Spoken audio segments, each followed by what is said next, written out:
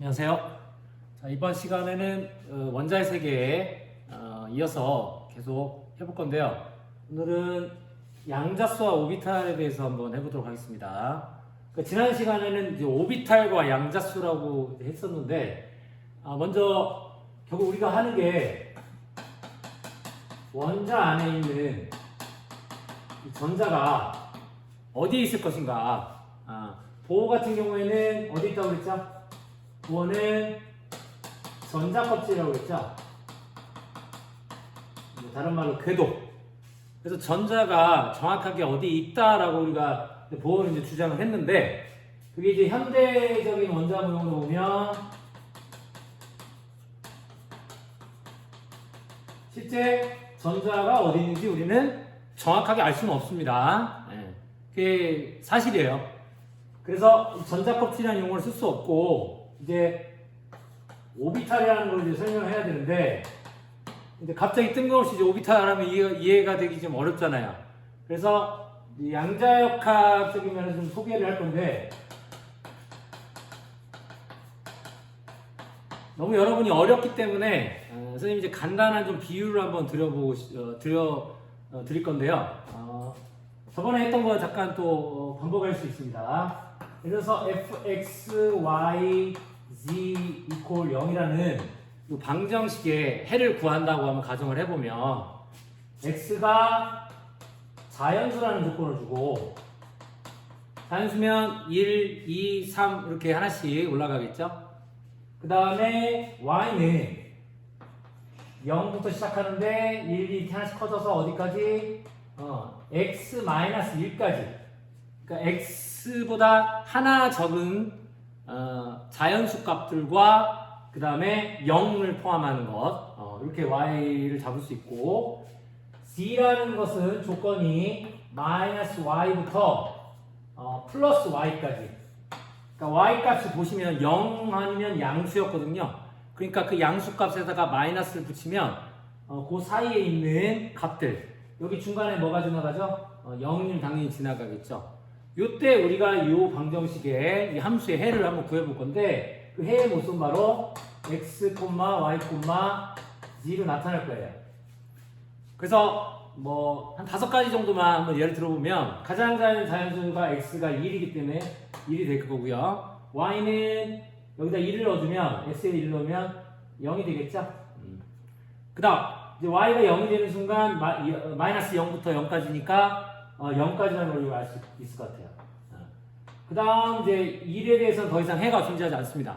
그래서 2라고 이제 해주면, 2는 x가 2면 y는 0에서 1까지죠.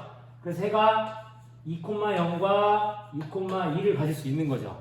근데 만약에 y가 0이면 아까 z는 0이란 값만 가질 테지만, 여기서 조심할 게, 만약에 y가 1이 돼버리면 마이너스 1부터 1까지의 정수값은 중간에 0을 포함하고 있죠. 그래서 실제로 여기는 2,1, 2,1이 해가 세 가지로 나올 겁니다. 마이너스 1, 0, 1 이렇게 세 가지가 나오죠. 물론 이 해는 계속 구할 수 있죠. 그러니까 무한히 존재합니다. 실제로는. 우리가 다 따지기 너무 어려우니까 이제 간단한 예를 이제 소개한 건데요. 자, 요게 실제 양자역학에서 다룬 이제 방정식, 이름하여 이제 파동 방정식이라고 부르는데, 그거를 뭐 100%를 표현할 수는 없지만 그래도 상당 부분 여러분 이해를 도울 수 있을 거라 생각하고요. 그래서 그 양자역학을 풀어낸 이 오비탈을 설명하기 위한 것이 결국 이제 수학적, 이제 물리학적 접근이 필요합니다. 근데 화학에서는 이제 그런 수학에서 물리학에서 다룬 내용을 가지고 우리 화학에서 필요한 내용으로 이제 바꾸게 되죠. 그래서 이 오비탈을 나타내는 그 해를 각각을 이제 뭐라고 하느냐, 우리가 양자수라고 부릅니다. 양자수. 저번에 양자라는 말 들으면 어떻게 했죠? 어떤 양이 최소의 단위를 가질 수 있다. 그 얘기는 불연속적으로 존재한다. 그래서 우리가 이제 앞으로 다룬 양자수는 대부분이 뭐 자연수나 정수예요. 그러니까 실수처럼 연속적으로 존재하는 수가 아니라 이제 특정한 값들, 불연속적인 값을 가진다. 이 정도 생각하시면 되겠고요. 그때 그 양자수의 해를 우리가 세 가지를 가져올 건데, 그게 바로 N과 L과 ML입니다. 자세한 양자수에 대한 설명은 이후에 하고요. 이 세 가지 양자수는 여러분이 무엇보다 기억해 줘야 될 게 이 오비탈에 대한 양자수다. 이렇게 생각하면 되겠어요. 오비탈을 설명하는 양자수다. 선생님이 보어를 설명하면서 어떤 설명을 했었냐면 아토믹 호텔이라고 했죠. 원자 호텔에 있는데 호텔은 호텔마다 뭐가 있었죠? 호텔은 층이 있었고요. 그 층마다 전자가 존재할 수 있더라. 이렇게 이제 설명을 했었어요. 근데 이제 좀 더 정확하게 말하면 이 호텔 안에 결국 뭐가 있습니까? 방이 있죠, 방이. 방이 있단 말이에요. 선생님이 이제 나중에서 배울 거를 좀 미리 좀 땡겨오면요. 방이 있는데, 뭐 예를 들면, 모양이 예쁜가요? 이렇게 이제 다양한 모양의 이제 방이 있는 겁니다. 그때 이제 이 다양한 모양의 방에 해당되는 개념이 이제 오비탈이라고 우리가 볼 수 있어요. 자, 그럼 호텔에는 누가 들어오죠? 손님이 오죠, 손님. 그러니까 이제 오비탈이 만약에 방이라면 선생님의 비유입니다. 솔직히 이렇게 이해하는 게 더 정확하게 이해하는 건 아니고요. 너무나 이제 솔직히 이해하기 쉽지 않은 내용입니다. 그래서 최대한 여러분한테 이제 한 발짝이라도 접근할 수 있게끔 설명하고 싶은데요. 그러면 이 방에 이제 머무는 누가 필요해요? 손님이 필요하죠. 그 손님이 바로 전자입니다. 원래 전자는 정확하게 우리가 어디 있는지 알 수 없다고 그랬잖아요. 그래서 이제 오비탈로 설명하면서 전자는 뭐로 설명한다고 했죠? 확률이라고 했죠, 확률. 그러니까 전자가 존재하는 확률을 우리가 구할 수 있는데 그 확률 분포를 우리가 오비탈이라고 하죠. 근데 앞으로는 편의상 어떤 말을 쓰냐면요. 그러니까 전자의 확률 분포를 우리가 오비탈이라고 했는데 이제 화학자들이 많이 쓰는 표현은 그게 그냥 오비탈이라는 것이 있는데 그 안에 전자가 들어있다. 이렇게 표현을 많이 할 겁니다. 그래서 여러분들 이 표현에 좀 익숙해지시면 좋을 것 같아요. 그래서 말을 만들어 보면 오비탈에 전자가 뭐 들어있다. 그 다음에 뭐 존재한다. 혹은 뭐 나중에 또 할 때는 이제 채워진다라는 표현을 씁니다. 채워진다. 이걸 지금 우리가 설명하는 내용으로 이해하면 어떻게 될까요? 이 아토믹 호텔의 이 방이 오비탈인데 거기에 손님들이 머무는 거예요. 오케이? 그렇게 아마 좀 비유를 좀 들어보면 좋을 것 같아요. 그때 이 오비탈마다 보세요. 여기는 1층이죠, 층. 여기 1층이에요. 여기는 2층, 3층. 계속 올라가면 쭉쭉 올라가죠. 우리 학교 건물은 몇 층까지 있어요? 우린 6층까지 있죠. 6층에 시청각시 있잖아요.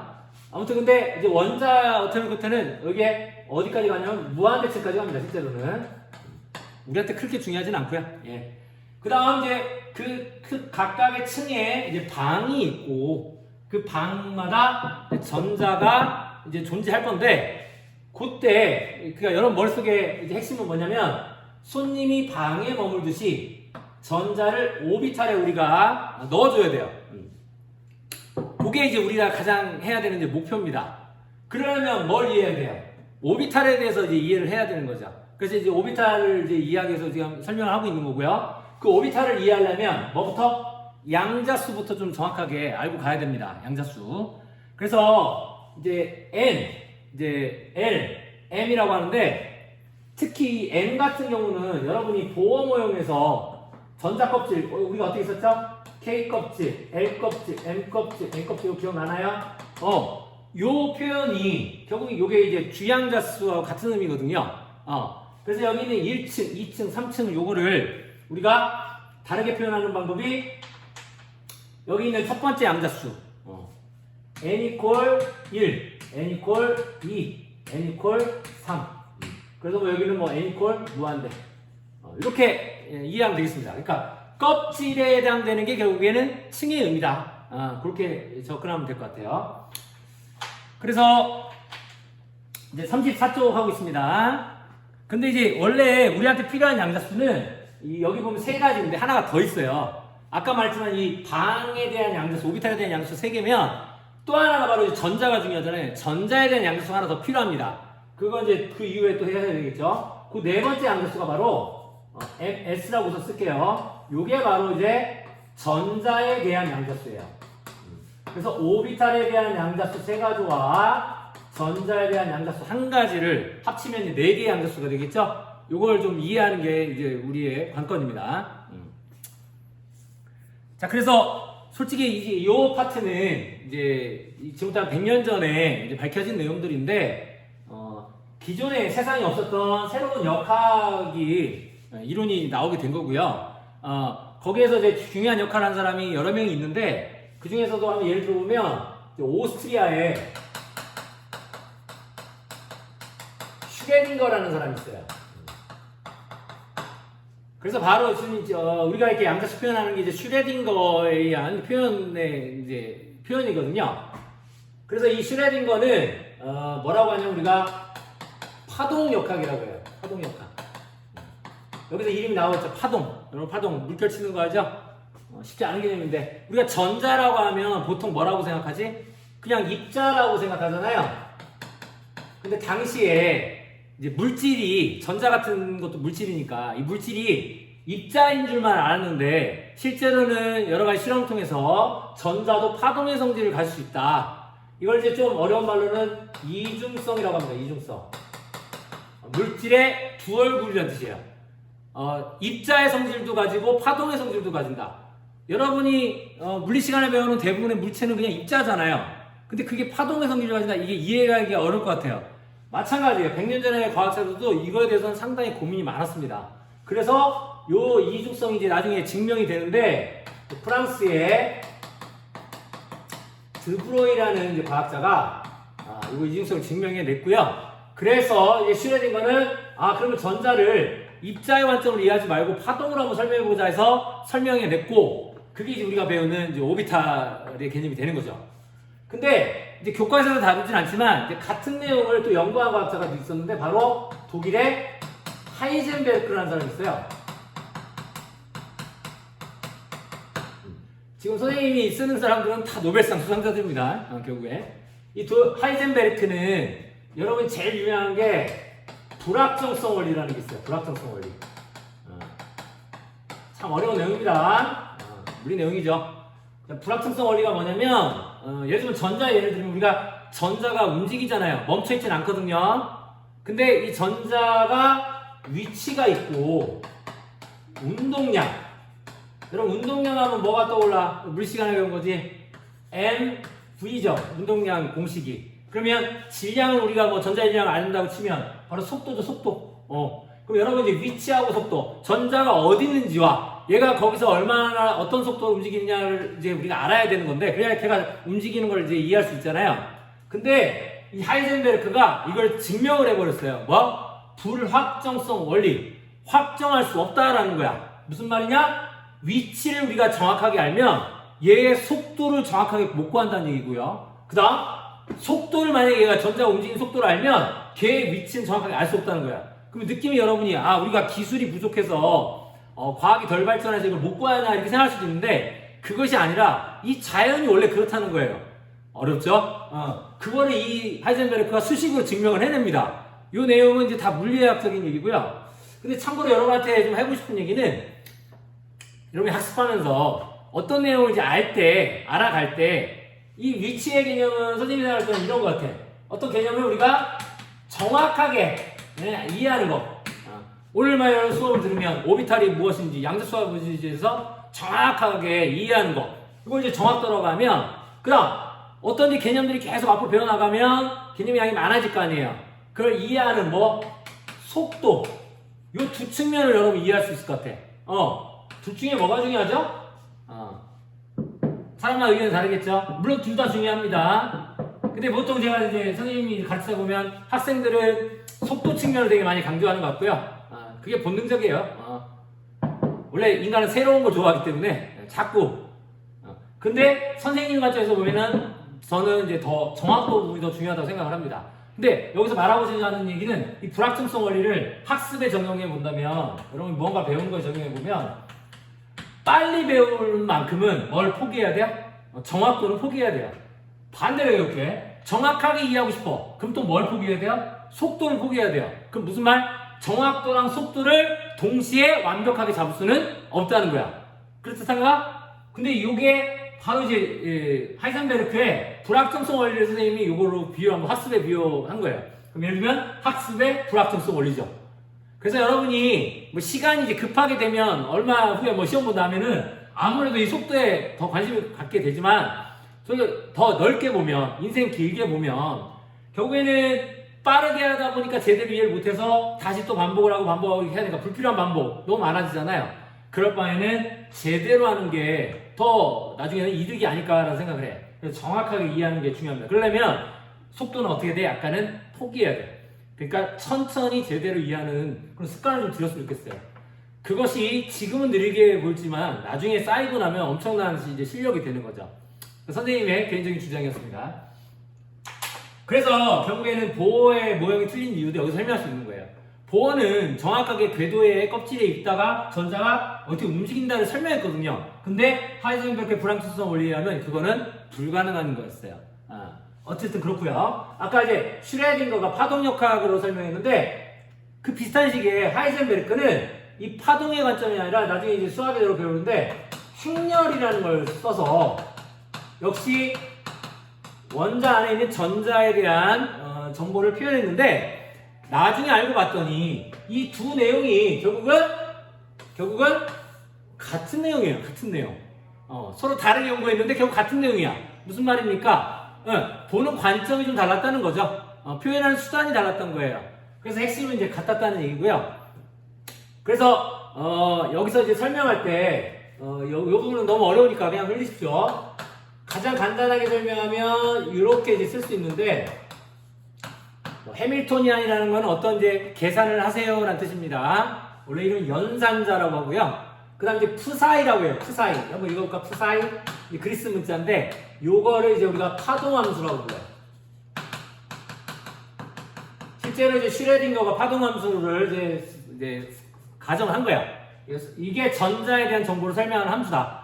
그렇게 해서 이걸 계산을 하면 에너지가 나오고 다시 파동함수가 나오는 이제 새로운 이제 방정식 형태를 만들었는데 이걸 이제 파동 방정식 또는 파동 역학이라고 하는 겁니다. 요걸 해를 풀면 이 푸사이의 해를 풀면 드디어 뭐야? n과 l과 ml이라는 양자수가 나오게 돼요. 그런데 이제 요거에 대해서 조금 더 이해를 약간 돕자고 하면은 여러분 프린트에 선생님이 밑에 해놨는데 우리가 어디에 익숙하죠? x축, y축, z축. 우리가 이제 공간상에 위치하다 보니까 중심에 이제 핵을 놓고 주변에 전자가 어딨냐 할 때 전자의 위치를 만약에 점으로 한번 표시해 보는 거야. 그럼 요 좌표가 어떻게 되죠? x, y, z가 되겠지? 근데 이렇게 표현하는 방식이 이게 수학에서 많이 쓰는 방식이죠? 이게 데카르트가 만든 방법이에요. 그래서 카테시안 이제 좌표계인데 어쨌든 요 좌표계를 다른 표현으로 할 수 있는 게 요 핵에서 요 사이 거리, 요게 거리를 r. 그 다음 얘를 xy 평면에다가 내려요. 수직으로 내려주면 이렇게 선을 뻗을 수 있죠. 요 각도가 뭐로 돼 있지? 교과서에는 오케이. 여기 이제 파이라고 놨네요. 파이. 그 다음 여기 요 선과 이 z축과의 같은 세타. 세타는 각도 할 때 많이 들어봤죠. 세타. 오케이. 그래서 r은 거리, 세타랑 파이. 파이는요, 여러분도 읽을 때 좀 어려운데 세타는 여러분 알 것 같아요. 세타. 그리스 문자죠? 세타라고 있고요. 요거는 그리스 문자인데 파이입니다. 파이가 나중에 영어에 F가 돼요. F. 여러분 요거는 헷갈리는 게 요거거든요. 요건 뭐라고 읽어야 돼요? 요거는 파이입니다. 파이라고 읽어야 돼. 그리스 문자. 그래서 얘는 나중에 영어에 P가 돼요. 어쨌든 그래서 이 좌표를 이제 극좌표라고 하는데 새로운 좌표를 쓰면 R, 세타, 파이라고 이제 만들 수 있고 요거에 대해서 이제 방정식과 이제 함수 풀어야 돼요. 풀면 이제 거기 나오는데 이제 좌표 보시면 이제 왼쪽 그 복잡한 식들이 나오죠. 그걸 다 외우라는 게 아니고 선생님이 계산 못해. 핵심은 뭐냐면 여기에서 쓰이는 함수가 바로 뭐냐면 지수함수랑 삼각함수입니다. 그래서 여러분이 이쪽에 대한 이해를 해야 나중에 이제 정말 양자역학을 제대로 이해할 수 있는 거고요. 그러나 걱정하지 마세요. 우리 수업 시간에는 이걸 계산하는 게 목적은 아닙니다. 그래서 우리는 이제 그 양자수에 대해서 이제 하나하나 이제 살펴볼 건데, 맨 먼저 첫 번째 양자수부터 한번 설명해 볼게요. 첫 번째 양자수는 이제 뭐예요? 아까 N, 어딨지? N, L, ML 중에서 이게 바로 주양자수입니다. 주양자수. 양자수는 뭐 이제 해라고 우리가 생각하면 된다고 했는데, 여기 중에서 뭐예요? 주잖아요. 가장 중요한 양자수예요. 그래서 principal quantum number. 그래서 기호로는 가장 중요한 얘를 뭐라고 약속을 하냐면 이제 n이라고 쓸 겁니다. 근데 여러분 주의할 게 이거 우리 n하면 우리가 뭐 많이 떠오르냐면 뭘 생각을 하거든? 뭘? 양? 그거 아니에요. 그거 아니에요. 새로 이제 정의한 양자수고요. 아까 여기 층 기억나나요? 층에 대한 양자수. 그래서 이게 가장 중요한 양자수인데, 여러분이 그 양자수마다 성질이 있거든요. 그 성질을 좀 알아보도록 하겠습니다. 첫 번째, 얘는요 가장 중요한 성질이 바로 뭐냐? 뭘 결정해주냐? 에너지 준위를 결정해줘요. 에너지 준위. 여러분, 에너지면 에너지지, 에너지 준위는 또 뭐야? 어렵죠? 그래서 이거를 영어로 바꿔주면 별건 아닙니다. 에너지 레벨이에요. 레벨. 여러분 게임할 때 레벨 알잖아요. 레벨. 그러면 어떻게 해? 레벨 1, 레벨 2, 뭐 이렇게 생각하면 되는 겁니다. 핵심은 뭐냐면 그냥 에너지를 막 가지는 게 아니라 이렇게 구분되게 레벨 1, 레벨 2, 레벨 1.5가 있어요, 없어요? 없잖아요. 이렇게 구분되게 불연속적으로 에너지가 존재한다는 거예요. 아까 말했던 이 층 개념에 해당되는 거예요. 중간층은 존재하지 않는다. 그래서 이 어토믹 커텔에서 가장 중요한 바로 층의 역할을 해주는 거, 이걸 우리가 주양자수라고 한다. 그래서 에너지 레벨인데 결국은 우리가 원자라는 것은 중심에 뭐가 있습니까? 핵이 있잖아요. 그래서 여러분 입장에서는 이 아토믹 커텔을 이해할 때 중심에 원자핵이 있다는 걸 항상 기억해야 돼요. 지구를 이해하면 뭐 지구 중심으로 봐도 돼요. 거기에 건물이 있기 때문에 여기에 전자가 있다면 이 사이에 뭐가 존재하죠? 그렇지. 여기 마이너스 전기일진 입자가 있으면 여기 사이에 인력이 존재합니다. 그러면 여기 위에 있을 때랑 아래에 있을 때랑 어디가 인력이 더 셀까요? 그렇죠. 아래에 있을 때 여기가 거리가 가깝죠. 가까우니까 인력이 세잖아요. 그래서 여기서 여러분 조심해야 될 거는 화학에서 힘과 에너지가 관련이 있거든요. 그래서 인력이 크다. 그것은 에너지는 낮은 겁니다. 이걸 이해할 수 있어야 되는데 에너지가 낮다. 너무 어려운가? 예를 들면 분필 한번 얘기해 볼게요. 분필. 이 관점을 똑같이 적용해 볼게요. 지구 중심에서 얘를 당기고 있죠. 여러분 분필 선생님 손 놓으면 어떻게 될 것 같아? 지금 여기 있는 상태보다 손 놓으면 떨어지죠. 그러면 중심에 더 가까워지는 거예요. 그러면 어떻게 된 겁니까? 더 안정해진 거죠. 그렇지. 안정해진 거. 그래서 이게 연결이 돼야 돼. 힘과 에너지와 안정성이 연결해야 돼. 그러면 여기 있을 때보다 떨어졌을 때가 지구 중심에 더 가까우니까 인력이 더 세죠. 인력이 센 걸 우리가 더 뭐라고 그래? 안정하다고 그래. 그래서 인력이 큰 게 에너지는 낮고요. 에너지가 낮은 것이 더 안정합니다. 이 흐름을 잘 이해해 주셔야 돼요. 그럼 질문. 여기 1층과 2층, 3층 중에 어디가 제일 안정한 층이 될까요? 잘했어. 가장 가까운 1층이 가장 안정하죠. 그 층에 해당되는 양자수가 주양자수였기 때문에 주양자수는 자연수입니다. n이에요. 자연수라서 n이 1, 2, 3, 4 이렇게 쭉쭉 갑니다.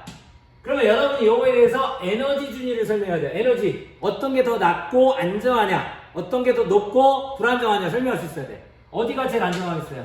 그렇죠. 여기가 제일 안정하죠. 그러니까 일로 갈수록 점점 에너지는 높아지는 겁니다. 그렇죠. 에너지 준위가 높아진다. 자, 이 내용은 이후의 모든 수업을 다 지배하는 내용이에요. 그래서 반드시 여러분이 좀 기억을 해주셔야 돼. 이 뼈대가 흔들려버리면 뒤에 이해가 안 됩니다. 그래서 이제 주양자수에 대해서 설명하고 있고요. 실제로는 이제 주양자수가 의미하는 바는 여기서 주양수가 점점 커지면 1, 2, 3 되면 핵으로부터 거리가 멀어지죠. 그래서 점점 나중에 이제 배월 이제 오비탈이 점점 크기가 커져간다. 그렇게 생각하면 되겠어요. 선생님, 근데 오비탈이 크기를 정할 수 있나요? 잘 좋은 질문이야. 말했어요. 근데 이 오비탈 자체가 점으로 찍고 확률 표시하지만 우리가 대략적으로 한 90% 정도 확률로 경계면 그림을 그린다고 했잖아요.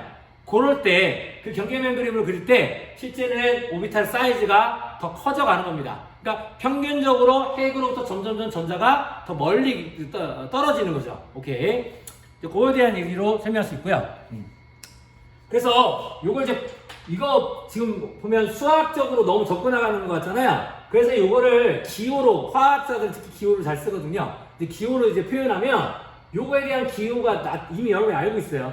바로 보호 모형에서 전자 껍질에 대한 기호입니다. 그래서 첫 번째 kop질이 뭐죠? 한번 해보면 첫 번째 껍질이 바로 K 껍질이에요. 두 번째 껍질 L, 세 번째 M, N, 그 다음 어떻게 될까요? 알파벳 순서로 가시면 돼요. O, P 계속 가도 돼요. 근데 실제 우리가 여기까지 많이 쓰진 않아. 화학에서 많이 필요도 없거든. 이 정도 우선 쓰시면 될 것 같고요. 거기 밑에 칸에 채워지는 전자의 수라고 돼 있잖아요. 이거는 이미 우리가 이제 앞으로 배울 내용을 좀 미리 하는 건데, 이 첫 번째 껍질에는 전자가 몇 개 들어갈 수 있느냐? 전자수. 여기는 2개입니다. 여기는 8개고요. 여기는 18개. 여기는 32개. 여기는 50개예요. 자, 여러분 이 5개의 수가 있거든요. 이 사이의 관계성을 파악할 수 있나요? 관계의 규칙을 찾을 수 있나요? 그게 뭐예요? 수열이죠, 수열. 그래서 이걸 수열로 한번 찾아보면, 여러분한테 기회를 줘볼까요? 한번 수열 찾아보기.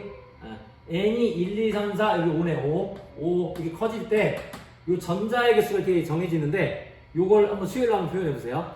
한번 해보세요.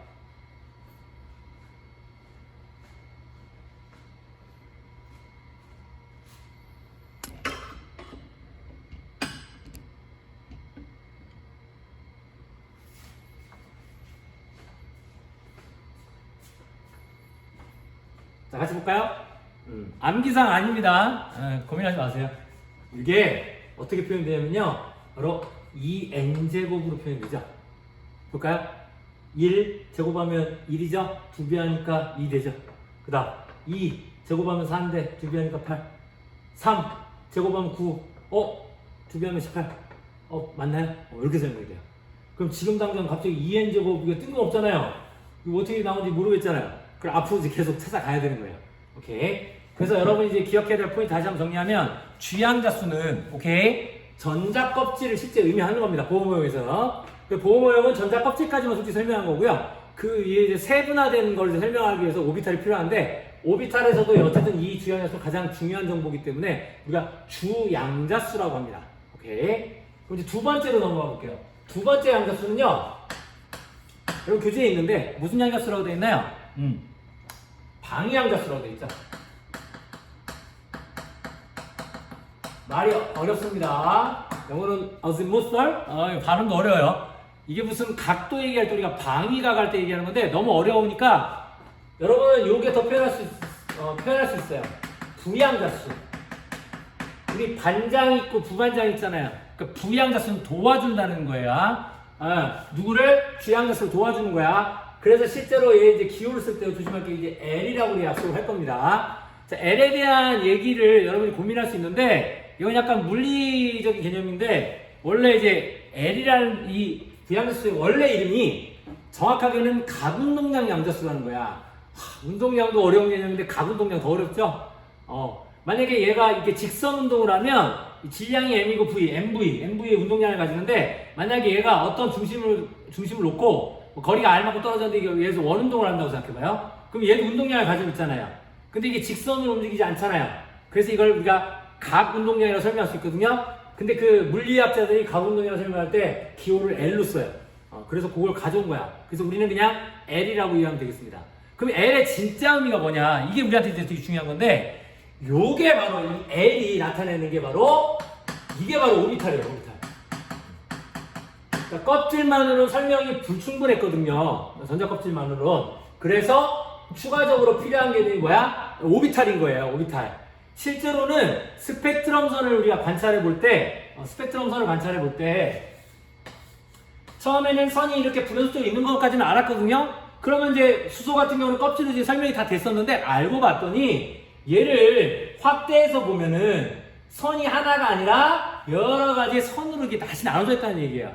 그 얘기는 껍질만으로 설명이 불가능했다는 얘기야. 불충분하지. 그래서 추가적인 개념이 필요한 그게 바로 이제 오비탈이 되는 겁니다. 그래서 실제는 얘가 바로 오비탈을 결정하는 양자수예요. 그래서 화학에서 이제 의미가 더 생기는 거예요. 오비탈의 양자수. 그래서 이 오비탈의 양자수는 결국 표현은 뭐 다양하게 됩니다. 종류를 결정하고요. 그다음 그 종류에 따라서 이제 모양이 달라져요. 아까 아토믹 어텔에서 비유할 때 선생님 뭐라고 비유했지? 오비탈이 방이라고 했잖아요. 그러니까 각 층, 주양자수가 정해지면 층이 정해지는데 그 층마다 방의 종류가 하나가 아니었다는 얘기야. 여러 가지 종류의 방이 있다는 거지. 그 방마다 그걸 오비탈로 부를 거고 그 오비탈의 방의 종류, 모양을 결정하는 양자수가 바로 부양자수다. 근데 이 부양자수는 그냥 결정되는 게 아니라 누구의 영향을 받아? 부양자수는 바로 주양자수의 영향을 따라 영향을 받는 거예요. 그래서 L의 정의를 보시면 이게 0에서 시작해요. 0이 출발이 0이야. 그 다음 1, 2, 3 쭉쭉 올라가시면 돼요. 그래서 어디까지? 끝이 있어 얘는 n-1까지. 아까 전에 주양자수는 끝이 없었어요. 계속 커져요. 무한대까지 가는 건데 얘는 끝이 있습니다. n이 정해지면 정해지는 값이에요. 그래서 여러분 이제 조금 이제 기본적으로 꼭 기억해야 될 건 뭐야? 부양자수, 방향자수 L은 뭘 결정한다? 오비탈을 결정하고 0에서 n-1까지의 값을 가지더라. 자, 근데 아까도 얘기했잖아요. 요게 수학적으로 너무 우리가 물리학적으로 접근할 필요는 없어. 화학에서는 우리한테 필요한 내용만 가져오면 되니까. 그럼 이제 화학적인 내용을 뽑아내면 요거에 대해서도 우리가 이미 화학자들이 기호를 다 만들어 놨다는 얘기지. 그래서 이 기호는 이제 새로 등장하기 때문에 여러분이 꼭 기억을 해줘야 되는데요. 예. 색깔 따로 써볼게요. 여러분 혼돈하지 말아야 할 게 이 껍질은 아까 대문자로 표시했잖아요. 주양자수를 나타내는 이 전자껍질은 이제 부양자수를 나타내는 이 오비탈은 여기를 이제 소문자로 나타내. 왜 그렇지? 이게 혼돈될 수 있잖아요. 그렇죠? 그리고 여기 이제 알파벳 순서로 이제 나가긴 했는데 여기는 알파벳 순서는 아니에요. 그래서 여러분 이제 기억해야 되는데 오비탈 이제 기호로 나타내는 방법. L이 0일 때의 값을 우리가 S라고 합니다. S. 그 다음 L이 1일 때의 값을 우리가 P라고 그래요. P. 그 다음 L이 2일 때를 우리가 D. 그 다음 L이 3일 때를 우리가 F. 자, 그럼 이후에 더 있을까요? 있습니다. 뭐 G도 나오고요. H 계속 나갈 수 있어요. 무슨 순서예요? 여기부터 이제 알파벳 순서로 갈 거예요. 자, 근데 어차피 우리가 오비탈을 배우는 이유가 이 세상에 있는 물질, 특히 그 원소들에 대해서 원자에 대한 이해잖아. 이 우리 주변에 있는 원소, 지금까지 발견된 원소는 118번까지 있잖아요. 여기까지의 원소를 우리가 설명할 때, 그 원자를 설명할 때 솔직히 오비탈 여기 G랑 H가 필요가 없어요. 다 여기까지 해서 끝납니다. 물론 이제 추가로 원소가 발견되면 이제 나중엔 다른 얘기가 되겠죠. 그런데 다시 고등학교 과정에서는 우리는 고등학교 수준이잖아요. 이 S, P, D, F, S오비탈, P오비탈, D오비탈, F오비탈 중에 우리는 여기까지만 주로 다룰 거예요. 좀 부담이 줄죠? 그래서 여러분 꼭 기억해야 될 거는 뭐냐? S오비탈과 P오비탈이에요. S오비탈, P오비탈. 그러면 다시 한번 돌아보자. 여기서 선생님 아까 모양 그릴 때 이렇게 동그란 모양으로 그린 게 있었죠? 동그란 모양으로 그린 게 이게 나중에 이제 결국에는 이게 결국에는 이게 S오비탈을 말합니다. 근데 그 S오비탈이 층마다 있는 거예요. 층마다. 그 다음 여기 약간 이거 무슨 모양 같아요? 나중에 배우겠는데 이게 R형 모양이라고 해요. R형 이렇게 생겨 있나? 그 요걸 우리가 P오비탈이라고 해요. P오비탈. 그러면 여기 그리다 말았는데 4층에도 엄연히 S오비탈, P오비탈. 그 다음 여기 세 번째는 여러분 순서 넣을 때 아까 보면 뭐였지? 여기. 그치. 그래서 얘가 실제는 이제 이게 D오비탈이에요. D오비탈. 근데 여기 보시면 또 선생님이 그러면 이거 그림 이해할지 모르겠네. 선생님도 모르겠어요 지금. 선생님 이거 이렇게 보면 네잎클로바. 네잎클로바 모양이죠? 얘는 8잎 클로바.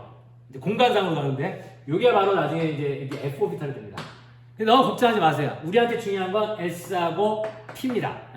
S하고 P인데 아까 정의상으로 봤을 때 L이 0일 때랑 1일 때의 값을 좀 조심하시면 되겠어요. 그래서 이런 표에 이제 채워졌는데, 그럼 질문. 그 층마다 이제 오비탈이 이렇게 나누어질 수 있는데, 그럼 그 오비탈에 이 방도 몇 개가 있는지가 또 중요할 거 아니에요? 그치? 그러면 그 개수가 정해져 있느냐? 아, 정해져 있다는 거지. 이미 정해져 있어. 자, S오비탈의 개수는 몇 개냐면요. 얘는 한 개예요, 한 개. 자, 무슨 말이냐? 1층에 S오비탈 이렇게 있잖아요. 동그란 방 있잖아요. 하나밖에 없다고요. 더 없다고요. 두 개의 S가 없어요. 그 다음 2층 가면 또 S오비탈이 하나 있죠. 그 하나가 있고 그냥 끝이라고. 그 다음 3층도 그러니까 층마다 S오비탈은 하나씩은 다 있는 거야. 그런데 더는 없어. 그럼 두 번째 P오비탈은 어떻게 되느냐? P오비탈은 여기는 3개입니다. 자, 하나도 아니고 둘도 아니고 3개야. 갑자기 머리 아프지? 이거는 결국엔 이 방정식을 풀었을 때 나오는 해 가지고 설명하는 거기 때문에 그러니까 여러분이 오해할 것 같아요. 왜 그렇게 있어요? 라고 말하면 참 답하기가 어려운 문제입니다. 왜 그렇게 있는지는 나도 모르거든. 솔직히 과학자도 몰라. 근데 이 자연을 설명하려고 이 방정식과 역학을 통해서 설명을 해봤더니 이 자연은 그렇게 돼 있는 거예요. 그렇게 된 자연을 우리가 이해하는 거고. 그래서 실제로 P오비탈은 3개가 존재합니다. 무슨 뜻일까요? 여기 이제 아령 모양으로 생긴 게 P오비탈이라고 했는데 이게 3가지가 더 있어요. 좀만 더 그려보면 이렇게 생긴 모양이 있고요. 또 이렇게 생긴 모양이 있어요. 그다음 이런 모양이 이제 이해가 될지 모르겠는데 이렇게 생긴 모양이 있어요. 3가지가 아무튼 있습니다. 이게 실제는 이렇게 된 모양, 이렇게 된 모양, 이렇게 된 모양이야.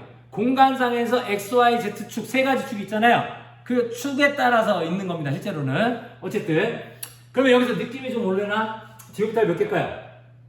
여기부터 솔직히 몰라도 됩니다, 여러분. 얘 5개입니다. 5개. 여기까지 오면 여러분 또 예측할 수 있을 것 같아. 또 수열로 예측할 수 있어. 수열로. 이 숫자도 예측 가능합니까? 여기 L에 대해서 이 식을 한번 정리 한번 해보시겠어요? 한번 틀려도 좋아요. 그냥 한번 해보는 거지 뭐. 한번 수열 한번 예측해보세요.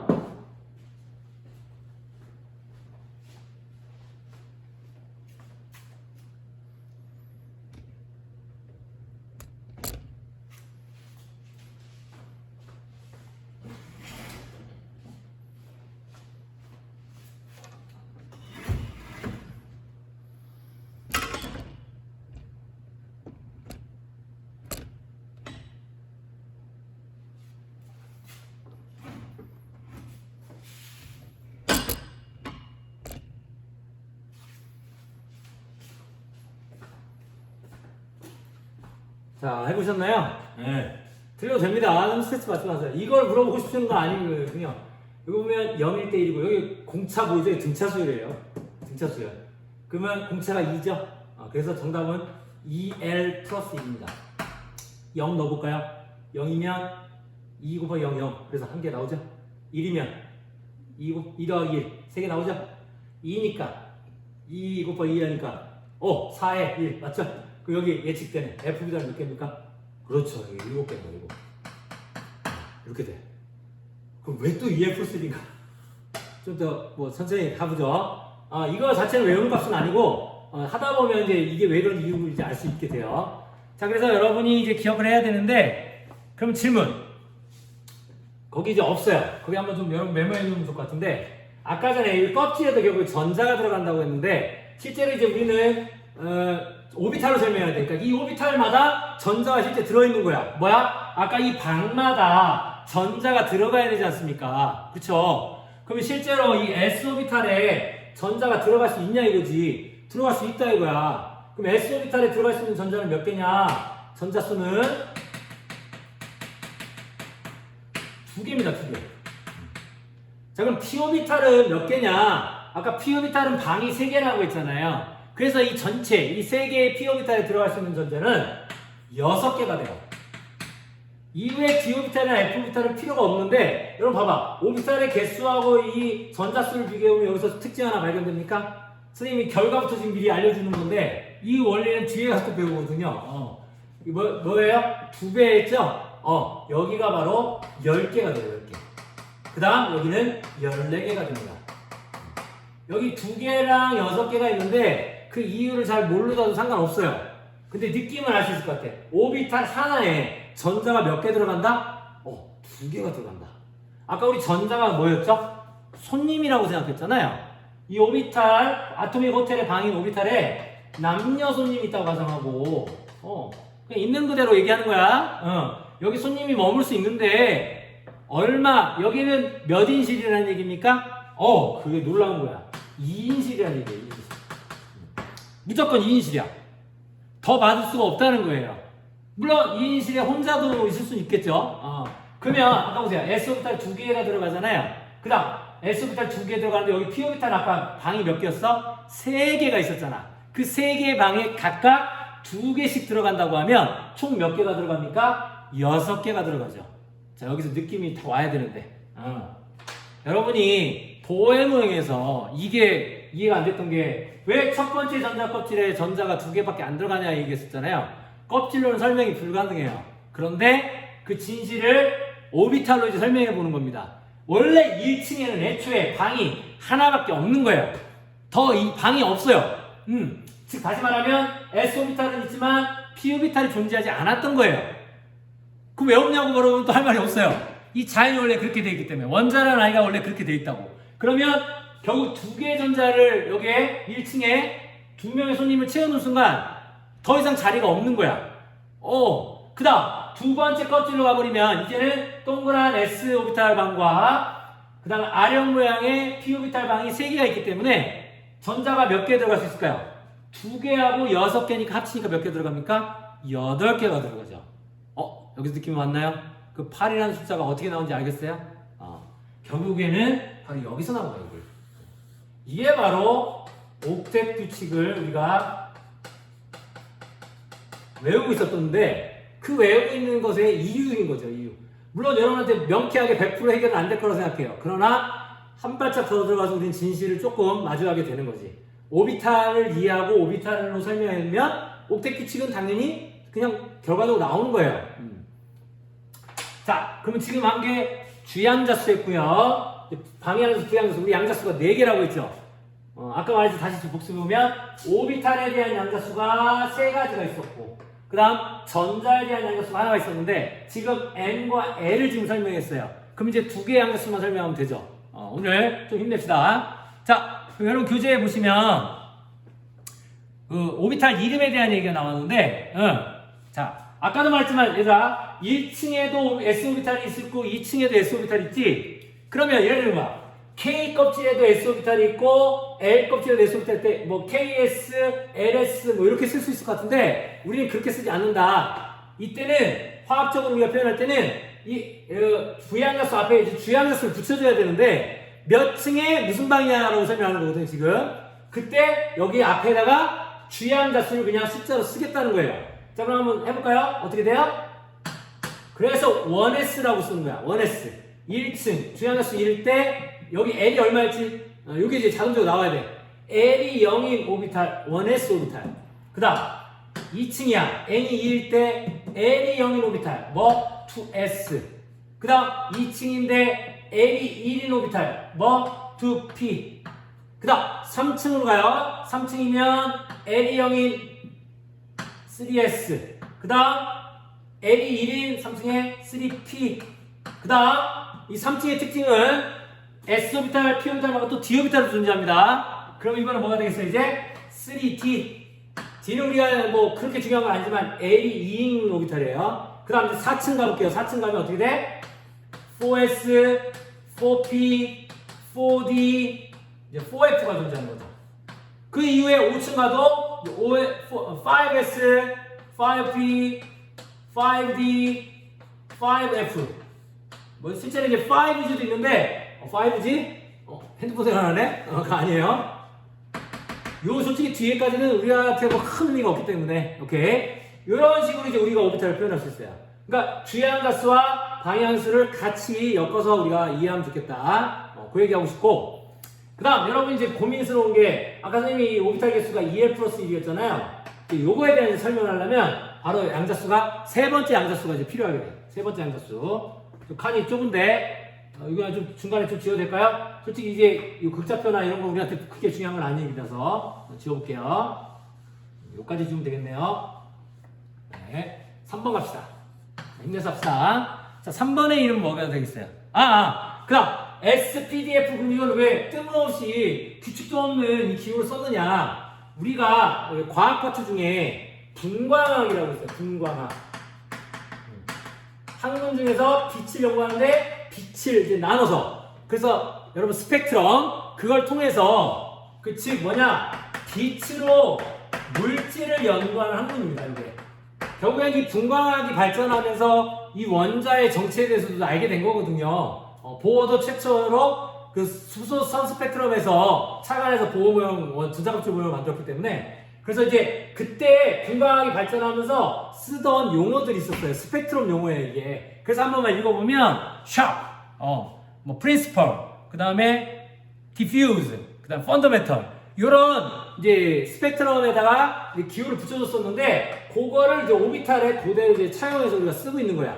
이해되죠? 그러니까 화학자들 입장에서는 이 기호를 쓰는 게 이 숫자로 접근하는 것보다는 훨씬 더 편하기 때문에 이제 그렇게 바꿔서 쓰고 있습니다. 자, 그럼 세 번째 양자수를 이제 가야 되는데 자기 양자수 가기 전에 거기 퀘스천이 있거든요. 퀘스천 그거 한번 좀 해봤으면 좋겠는데 요거를 좀 정리를 한번 해야 될 것 같아서요. 퀘스천 문제가 뭡니까? G양자수 n이 얼마일 때 n이 1, 2, 3, 4일 때 각각에 대해서 부양자수, 방향자수 L을 모두 구해봐라 라는 문제였죠. 이거 한번 여러분이 한번 해볼게요. 이거 좀 해보셔야 돼요. 그래야 이제 다음 거비로 갈 수 있어요.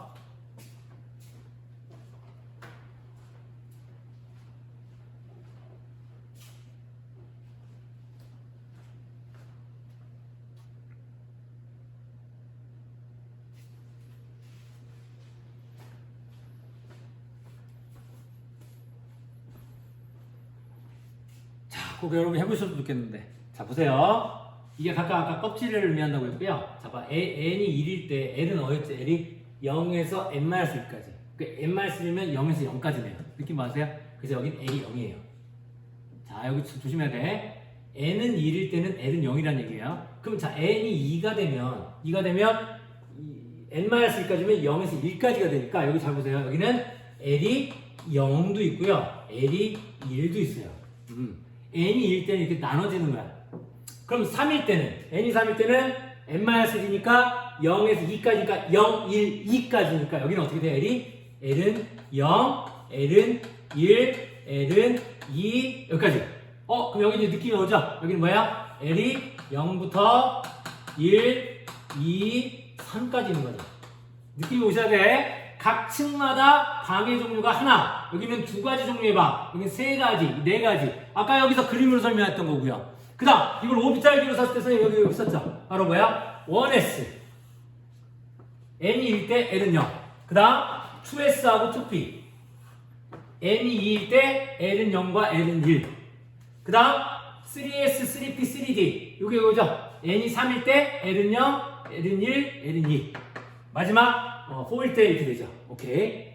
그래서 이렇게 해서 이렇게 보면 완전 수학인데 이걸 이제 우리 화학적으로 자꾸 접근하자고 하는 거예요. 자, 그럼 이번에 세 번째 양자수로 가겠습니다. 바로 무슨 양자수? 자기양자수다. 자기양자수는 기호 자체는 M, L인데 자, 먼저 자기라는 게 자석이라는 뜻이야. 그래서 영어로는 magnetic. 우리가 화학하면서 자석 얘기할 일은 별로 없어요. 솔직히 이름은 자석이지만 우리한테는 중요하지 않아. 물론 과학에서는 중요하지만. 그래서 여러분 너무 부담 갖지 마시고요. 결국에는 우리 과학하면서 중요한 두 가지가 바로 뭐냐? 일렉트릭이지. 여기 일렉트릭이 일렉트론과 관련이 있고요. 전자, 전기, 전류와 관련이 있는 거죠. 그럼 뭐야? 일렉트릭과 마그네틱. 즉 전기하고 자기 합치면 전자기죠. 결국 이제 어떻게 보면 물리 쪽인데 이게 참 화학에서도 중요한 역할을 한다. 특히 우리는 여기에 더 관심을 많이 두고 있죠. 그래서 얘는 마그네틱 퀀텀 넘버. 그래서 이 자기양자수를 이제 M이라고 썼는데 이니셜 따서 했는데 여기까지 됐는데 주의할 점이 L이 붙어 있잖아요. L이. 새끼로 이제 아래 척자에 L이 있습니다. L은 아까 무슨 양자수였어요? 그렇죠. 부양자수예요. 즉 자기양자수는 바로 부양자수에 또 따라가는 양자수입니다. 그래서 얘의 조건을 이제 살펴보면 어떻게 되냐? 얘도 이제 정수인데 값이 -L부터 하나를 더해. 그럼 값이 커지지.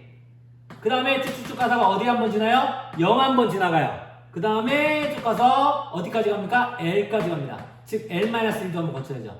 이렇게 써놓으면 엄청 복잡해 보이는데 별거 아니에요. 만약에 여기서 L 아무거나 골라올게. 2 하나 골라오면 2 골라오면 어떻게 돼? -2부터 2까지의 정수를 구해라 라는 얘기입니다. 뭐예요? 마이너스 2, 마이너스 1, 0, 1, 2 이렇게 구하는 거죠. 오케이. 자, 이 자기항자수가 결정하는 요인은 아까 이 방해항자수, 부양자수는 오비탈의 종류하고 모양을 결정한다고 했잖아요. 얘는 뭘 결정해 주냐면 바로 오비탈의 종류는 결정이 난 거고요. 예래서 이번엔 방향을 알려줘요. 방향. 그럼 방향이라는 의미는 뭡니까? 여기 보세요. S 오비탈은요. n이 1, 2, 3, 4일 때 뭐 다 n이 0인 값은 다 존재하고 있어요. 이게 바로 S 오비탈이거든요. 근데 S 오비탈의 특징은 뭐냐? 방향이 하나야. 왜냐면 무슨 말이야? 공 모양이야. 어느 방향으로도 똑같기 때문에 이 존재 하나인데 이 P 오비탈만 봐도 이 R형 모양의 P 오비탈이 X축, Y축, Z축 방향으로 뻗고 있거든요. 세 개의 방향으로 뻗고 있죠. 그거 바로 이 자기항자수에 그런 거야. 결국엔 이 오비탈의 방향이라는 게 결국엔 오비탈의 개수를 결정하고 있는 거죠. 개수를. 왜 P 오비탈이 3개였느냐? 이 값에 대한 의미예요. 자 보세요 여러분. 여기 있는 얘의 개수의 총합이 얼마일까요? 이거의 개수의 총합. 바로 아까 그랬던 2L 플러스 1이 되죠. 맞나? 한번 해보세요. 이 개수를 세면 결국 2L 플러스 1가 나와야 되거든요. 그래서 거기 보시면 그래서 대표적으로 보시면 S 오비탈에서는 자기항자수조차 어떻게 됩니까? 이게 좀 헷갈려요 여러분이. 만약에 또 해볼게요. 이렇게 보자. 그 밑에 바로 문제인데 문제부터 갈까? 이번에 문제는 뭐냐? L이 0, 1, 2 몇 가지 있어요? 여기까지만 했네. 인 경우에 뭘 구해라? 자기항자수를 각각 한번 구해봐라 라는 게 문제야. 자기항자수 여기 있으니까 한번 구해보시죠.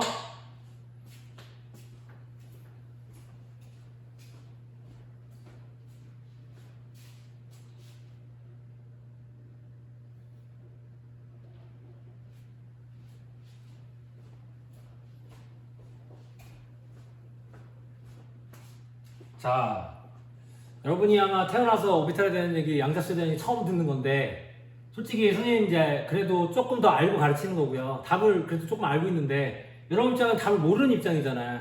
그래서 선생님이 적어주는 거를 베끼를 하지 마시고 꼭 흰눈이 소복히 쌓인 첫눈을 여러분이 꼭 밟아주시길 바래요. 선생님이 밟았던 자국만 쫓아가지 마시고 그럼 재미가 없어. 원래 그래. 한번 가져볼게요. L이 0이면 ML은 뭐야? 마이너스 0부터 0까지. 이거 해보니까 약간 우리 어디서 해본 것 같지 않습니까? 선생님이 처음에 요 비유 들을 때 fx, y, z, 0이라는 거 할 때 요 해 구하는 연습 했었잖아요. 여러분이 여기서 했던 게 지금 요거를 그대로 한 거예요. 미리 한번 해본 거였어요. 같이 해볼게요. L이 0이면 어떻게 돼? ML은 0밖에 없습니다. 유일하게. 그런데 L이 1인 경우 잘 보세요. L이 1인 경우는 어떻게 돼요? L이 1인 경우 가져오면 ML 값이 1이니까 마이너스 1, 0, 1이니까 지금 몇 개의 값을 가져요? 3개의 값을 가지죠. L이 2인 경우는 아까 무슨 오비탈 했더라? 이게 해서 헷갈리는데 D 오비탈이거든요. 그럼 얘는 마이너스 2부터 2까지니까 얘는 어떤 값을 가져요? 마이너스 1, 마이너스 2, 마이너스 1, 0, 1, 2 5개를 가지게 되죠. 즉 보세요. 얘는 1개, 얘는 3개, 얘는 5개. 그게 바로 아까 말했던 이 오비탈의 개수를 말했던 거예요. 그래서 결국에 이걸 이제 결정해 주는데, 그러니까 여러분이 좀 조심해야 될 거는 S 오비탈은 종류가 그냥 하나입니다. 근데 이제 이 L이 1이면 P 오비탈이잖아요. P 오비탈은 이제 종류가 P 오비탈의 종류는 같은 건데 방향이 달라진다 이거예요. 방향이.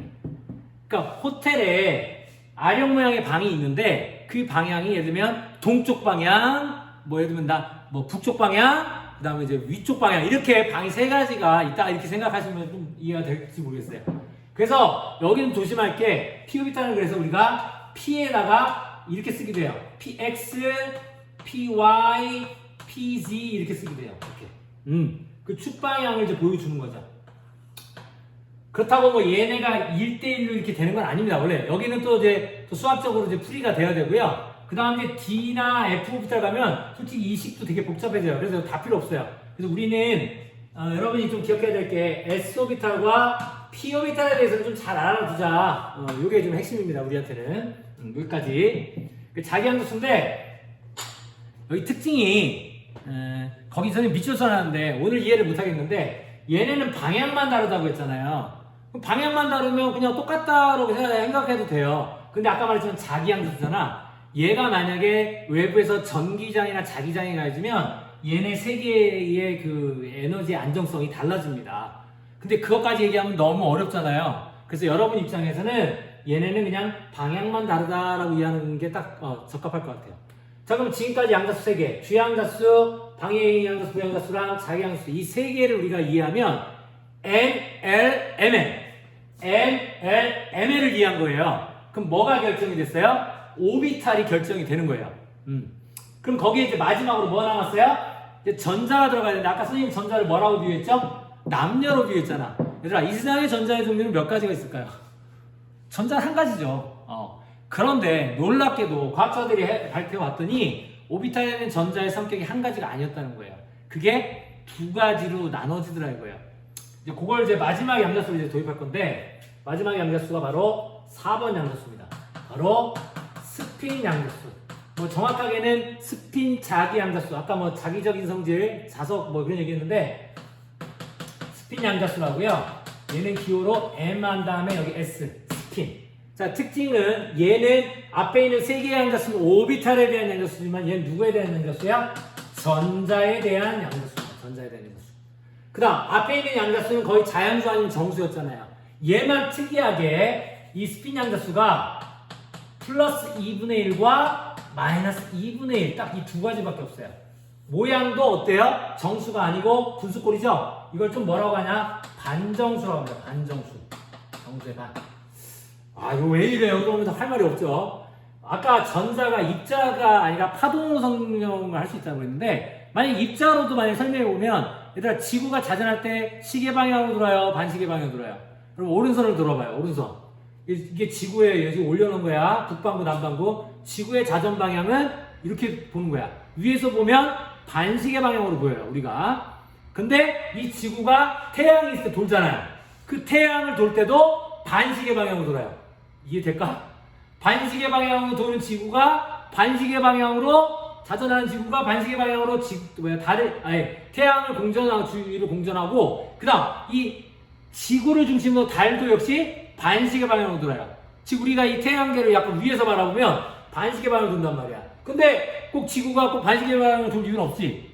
반대 방향으로 많이 돈다고 하죠. 이번에 이렇게 거꾸로 돌면 시계 방향이잖아. 그래서 이 전자를 입자로 봤을 때 하나의 전자를 반시계 방향으로 자전한다. 또 하나의 전자는 시계 방향으로 자전한다. 이렇게 둘로 우리가 구분할 수 있단 말이야. 그렇다고 실제로 전자가 자전을 하냐? 그건 아니야. 그런데 과학자들이 이해하기가 너무 어렵다 보니까 그런 식으로 비유를 드는 거예요. 그러니까 여러분 입장에서는 그냥 어떤 회전 방향이 다른 두 가지 전자 정도가 있다. 이 정도만 하면 될 것 같아요. 자세하게 할 필요 없어요. 그 다음에 이것도 기호로 이제 나타나고 싶은데 우리가 기호로 많이 나타나는 게 바로 뭐냐면 화살표 기호를 씁니다. 화살표로 업, 그 다음 여기를 다운. 그래서 여러분 이름 한번 붙여보면 업 스핀, 다운 스핀. 예전에 여러분 통합과학에서 커크 배울 때 업 커크, 다운 커크 배웠죠? 걔하고 얘는 관련이 없어요. 그냥 어쨌든 스핀의 방향 두 가지를 바꿔보는 겁니다. 솔직히 얘도 우리한테 크게 뭐 중요한 건 아닌데 여러분 입장에서는 얘가 두 가지가 있다는 사실을 좀 기억해 줘야 돼. 여기 특징이 뭐라고? 두 가지. 이게 뭐였어? 아까 전에 오비탈이라는 방에 전자가 들어갈 때 이 손님이 두 종류의 손님이 있다고 생각하는 거야. 뭐 남녀라고 비유로 들어도 돼요. 그래서 한 오비탈에 들어갈 수 있는 전자는 실제는 두 개밖에 없는 거야. 더 못 들어가. 그 이유가 궁금합니까?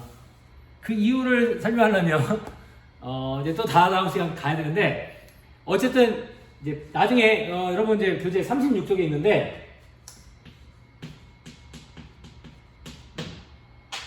파울리라는 과학자가 또 있어요. 파울리라는 과학자. 네, 파울리. 이제 수업 마무리해 볼게요. 오스트리아의 파울리는 뒤에서 다시 등장할 겁니다. 이 파울리라는 과학자가 이제 스핀을 이제 설명하게 됐는데 결국에는 전자는 두 종류의 스핀을 가지고 있기 때문에 하나의 오비탈에는 스핀이 다른 두 개까지만 들어갈 수 있다. 하나는 당연히 되고요. 두 개 들어가면 세 번째 만약에 다른 전자가 들어가면 스핀이 업, 스핀 둘 중에 하나밖에 없기 때문에 세 번째 전자는 스핀이 겹치는 게 나오죠. 겹치는 건 서로 밀어낸단 말이야. 그걸 우리가 이제 베타라고 해요. 베타적이다. 그래서 파울이 베타울인데 뒤에서 하도록 하고요. 여러분 이거 한번 생각해보면 돼. 깜깜한 방이 있는데 빨간 양말과 파란 양말이 막 뒤섞여 있어요. 여기서 여러분이 짝을 맞추려면 몇 개를 꺼내면 되죠? 깜깜한 데서. 정답은 최소 필요한 양말은 3켤레죠. 3켤레 3개. 왜 그럴까? 빨간색과 파란색이 있기 때문에 두 종류밖에 없기 때문에 3개를 꺼내는 그 순간 반드시 2개는 같은 게 존재하겠지. 다시 말하면 오비탈에 전자를 배치할 때 3개의 전자가 들어가는 그 순간 반드시 2개는 스핀이 같은 종류의 스핀이 나온단 말이죠. 그거는 허락하지 않는다는 뜻이야. 왜 그래요? 원자의 세계가 그렇다고. 그걸 이제 과학자들이 밝혀낸 거야. 근데 이제 진짜 마무리. 이거는 궁금할 것 같아요. 왜 스핀이 또 이렇게 반정수가 되고 왜 2가지밖에 없느냐라고 이제 설명한다면 이거는 이제 물리학에서 입자의 종류를 설명할 때 입자를 둘로 나눠요. 하나가 페르미온이라는 게 있어요. 페르미온. 이 페르미온은 이름 그대로 페르미. 이탈리아의 과학자면서 나중에 이제 원자폭탄과도 이제 관련이 되게 깊은 에리코 페르미라는 이탈리아 과학자.